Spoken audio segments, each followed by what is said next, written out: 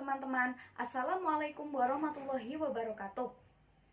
Pada kesempatan kali ini, saya Sumrotun Nafiah dengan NIM 14014200043 akan memaparkan materi tentang pengelolaan siswa dalam pengembangan kelas rangka. Pembahasan yang pertama yaitu pengelolaan siswa. Peserta didik itu adalah siapa saja yang terdaftar sebagai objek didik di suatu lembaga pendidikan. Menurut Undang-Undang Sisdiknas, peserta didik adalah anggota masyarakat yang berusaha mengembangkan potensi dirinya melalui proses pembelajaran yang tersedia pada jalur, jenjang, dan jenis pendidikan tertentu. Jadi bisa diartikan bahwa peserta didik adalah seorang yang terdaftar dalam suatu jalur, jenjang, dan jenis lembaga pendidikan tertentu yang selalu ingin mengembangkan potensi dirinya baik pada aspek akademik maupun non-akademik melalui proses pembelajaran yang diselenggarakan. Selanjutnya ada tujuan pengelolaan peserta didik. Tujuan manajemen peserta didik adalah mengatur kegiatan-kegiatan peserta didik agar kegiatan-kegiatan peserta didik agar kegiatan tersebut menunjang proses pembelajaran di lembaga pendidikan atau sekolah. Lebih lanjut, proses pembelajaran di lembaga tersebut atau sekolah dapat berjalan lancar, tertib, dan teratur hingga dapat memberikan kontribusi bagi pencapaian tujuan sekolah dan tujuan pendidikan secara keseluruhan. Selanjutnya, fungsi manajemen peserta didik secara khusus dirumuskan sebagai berikut. Yang pertama, fungsi yang berkenan dengan individualitas peserta didik ialah agar mereka dapat mengembangkan potensi individualitasnya tanpa banyak terhambat. Yang kedua, ada fungsi yang berkenaan dengan pengembangan fungsi sosial peserta didik ialah agar peserta didik dapat mengadakan sosialisasi dengan sebayanya dengan orang tua dan keluarganya dengan lingkungan sosial masyarakatnya. Yang ketiga, ada fungsi yang berkenaan dengan penyaluran aspirasi dan harapan peserta didik ialah agar peserta didik tersalur hobi dan kesenangan dan minatnya.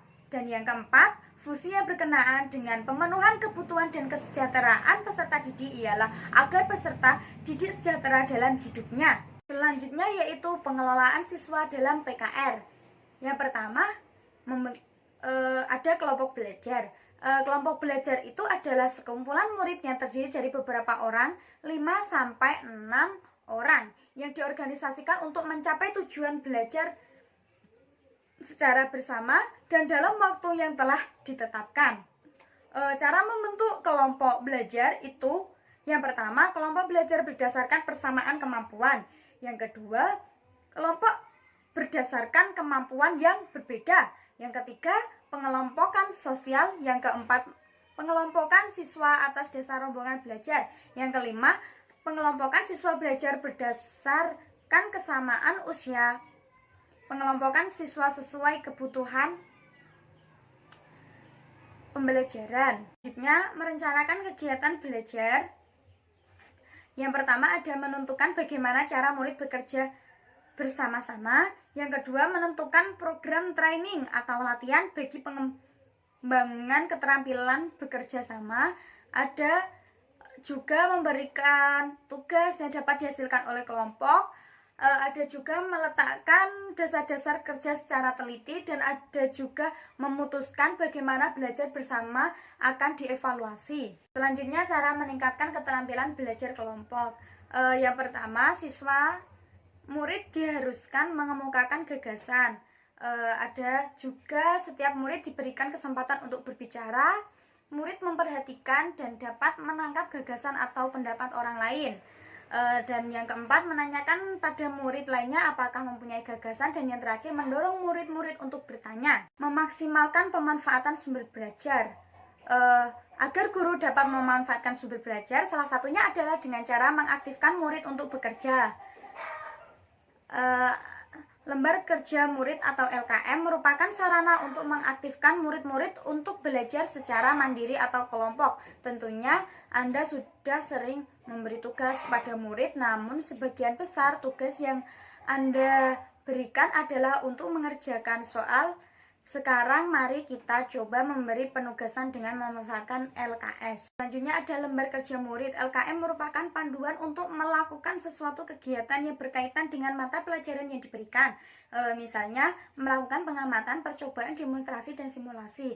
LKM ini berisi tuntunan langkah-langkah dalam melakukan pengamatan, percobaan, demonstrasi, atau simulasi. Kegiatan yang dituntut adalah mulai persiapan, proses pelaksanaan, hasil, dan cara mengevaluasinya. Selanjutnya memanfaatkan pusat sumber belajar. Pusat sumber belajar atau PSB adalah cara yang baik untuk memantapkan dan memperkaya belajar murid-murid pada pola kelompok belajar di mana peran guru sebagai pengatur dan pengawas belajar terasa masih dominan. Tetapi dalam memanfaatkan PSB, peran guru tidak sebesar pada kelompok belajar. Oleh karenanya, penyiapan kegiatan dan bahan memerlukan perencanaan dan pengorganisasian secara lebih baik. Selanjutnya ada tutor sebagai organisasi kelas. Yang pertama, menetapkan tujuan yang ingin dicapai. Yang kedua, menetapkan siapa yang ikut dalam tutorial. Yang ketiga, menetapkan tempat di mana tutorial dilaksanakan. Yang keempat, penjadwalan tutorial. Dan yang kelima, menentukan materi mana yang diberikan dalam tutorial. Sekian pemaparan materi dari saya. Apabila ada kesalahan, saya mohon maaf sebesar-besarnya. Wassalamualaikum warahmatullahi wabarakatuh.